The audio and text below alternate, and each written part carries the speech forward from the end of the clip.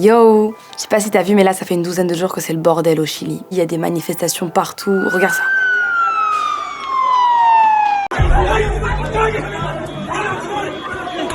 Il y en a jusqu'ici à Bruxelles. Bon alors, je vais t'expliquer ce qui se passe là-bas.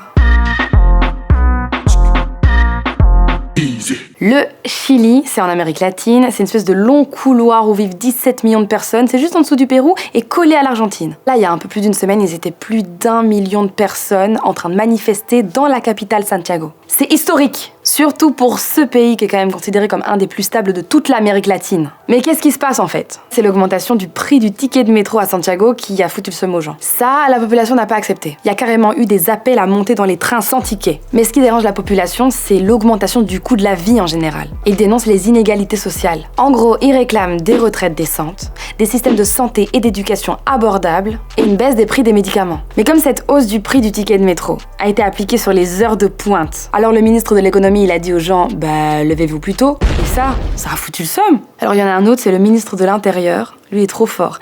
Il a qualifié les manifestants de criminels. En fait, là, il réagissait au pillage des magasins et aux incendies qui ont été provoqués en marge des manifestations. Oui, parce que ça, c'est vraiment la meilleure manière de calmer des manifestants, c'est de les mettre tous dans le même paquet et de les traiter de criminels. Et en fait, la décision du président d'instaurer un état d'urgence dès le premier soir, ça n'a rien arrangé. Parce que ça veut dire un couvre-feu dans la capitale et des militaires un peu partout. Donc en gros, à partir d'une certaine heure, tu peux même plus sortir de chez toi. Et ça, c'est juste la première fois qu'il y a un couvre-feu dans la ville depuis la dictature du général Pinochet en 1990. Mais vous allez me dire, il y a un président dans tout ça. Ouais, il s'appelle le président Piñera, il essaie de reprendre la main, mais là, c'est vraiment pas du gâteau. Alors en gros, il a essayé de calmer un peu le jeu en virant les 2 ministres là qui sont pas forts en com et 6 autres membres de son gouvernement. Il a aussi instauré un salaire minimum garanti et une hausse des retraites. Et il a même promis que le prix de l'électricité et du ticket de métro n'allait plus monter. Et le couvre-feu et l'état d'urgence, c'est fini. Est-ce que ça suffit pour calmer le peuple?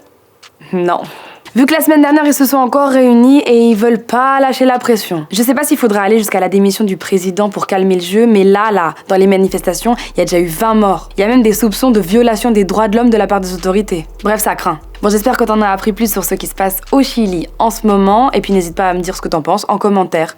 Allez, à demain. Ou pas.